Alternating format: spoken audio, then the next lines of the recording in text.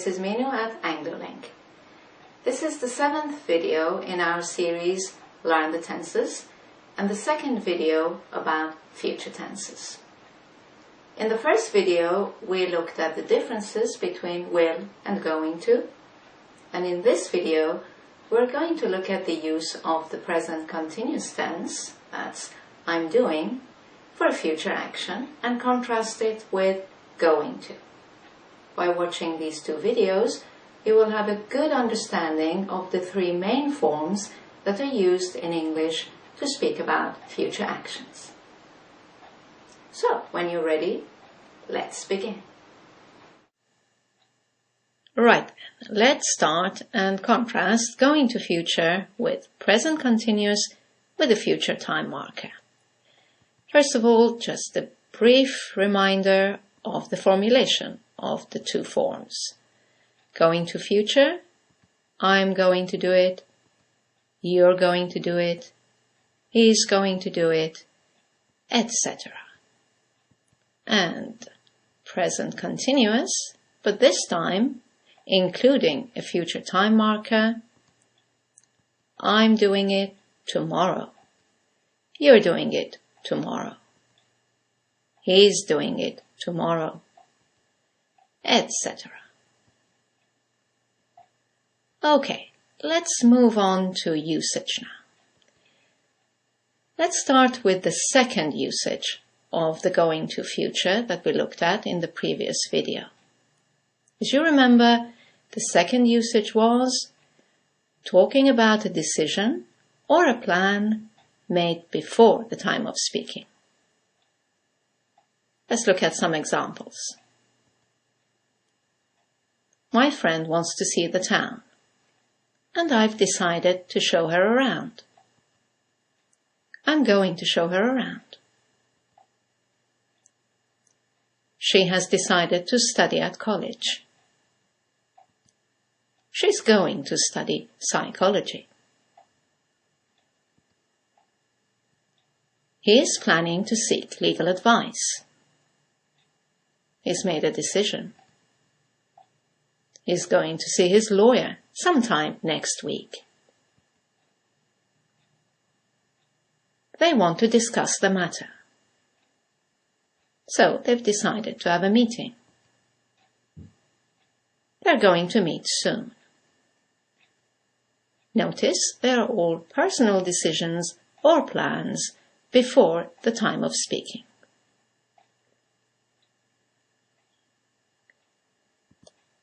Let's have a look at when we use the present continuous plus a future time marker then.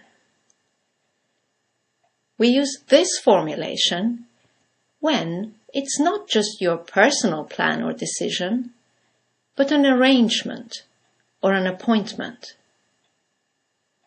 It's something you can put in your diary now. Let's take the same contexts and see how the tense changes.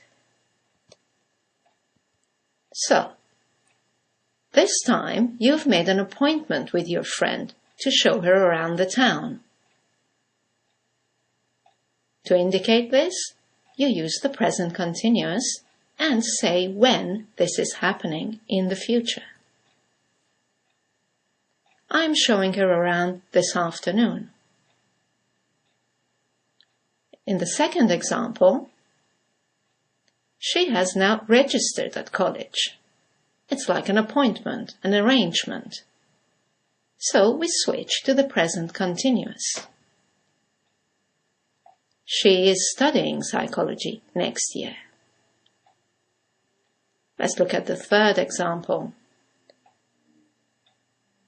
He has made an appointment with his lawyer. He is seeing him next Tuesday.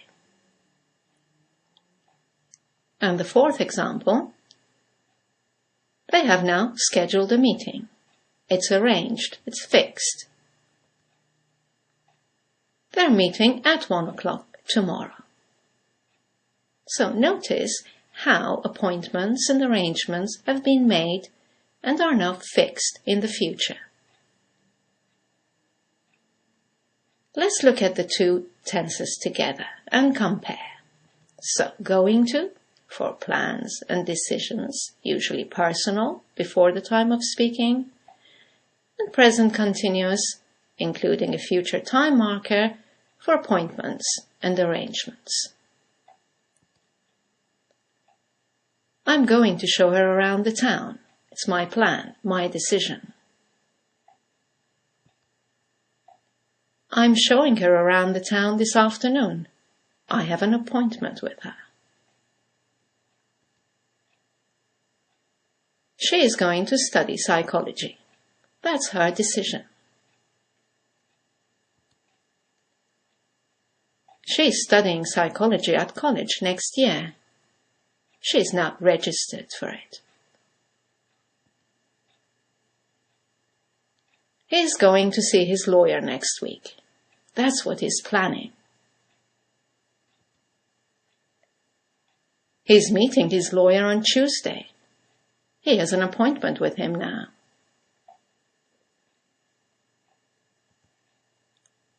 They're going to meet again soon. They've decided that. They're meeting at 1 o'clock tomorrow. They have made an appointment for this meeting.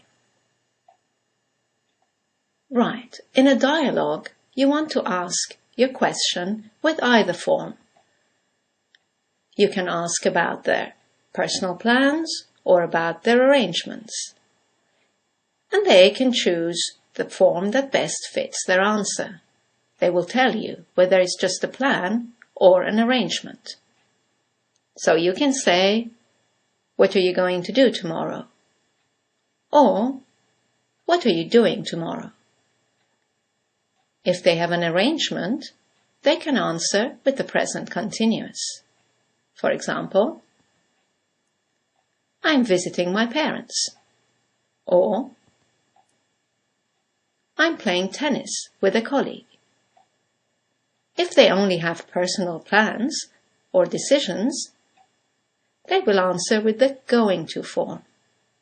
For example, "I'm going to finish my homework." Or, "I'm going to tidy up my room."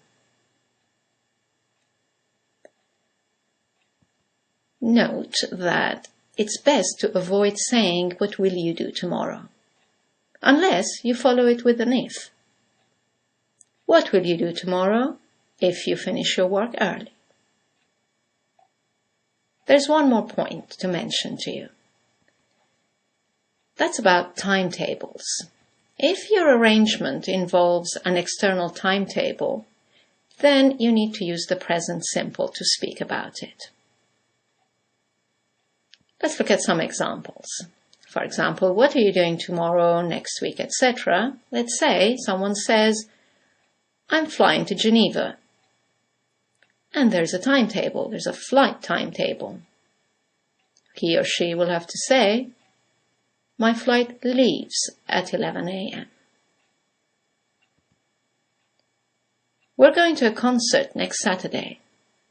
To give the time the concert begins, we switch to present simple.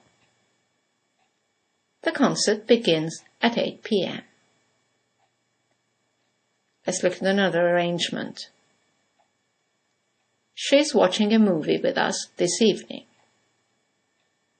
To give the time the movie begins, we switch to present simple. The movie starts at 7:30. Another arrangement. They're arriving by train tomorrow afternoon. To give the timetable of the train, switch to present simple. Their train arrives at 3:15 p.m. Right, it's time to do some exercises. Obviously, a common mistake can be using the present continuous instead of going to, and vice versa. So let's look at some situations and see which sentence sounds better to you. First example, someone says, "Have you booked an appointment with your dentist?" What's better to answer? "Yes, I'm going to see him tomorrow morning." Or, Yes, I'm seeing him tomorrow morning. Well, as it's an appointment, option B is better. Present continuous with the future time marker. Yes, I'm seeing him tomorrow morning. Let's look at another example. Someone asks you, what are your plans for this summer? What is a better answer? I'm going to redecorate my house, or I am redecorating my house. Well, it's your personal plan, you haven't made any arrangements, so A is more appropriate here. I'm going to redecorate my house. Next example. Someone asks, what are you doing this evening?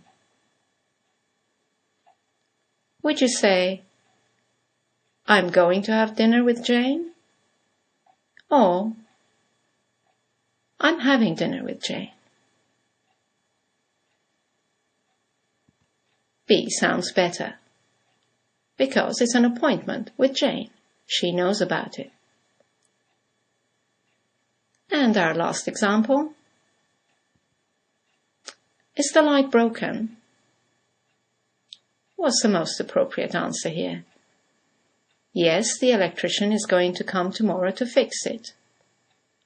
Or, yes, the electrician is coming tomorrow to fix it.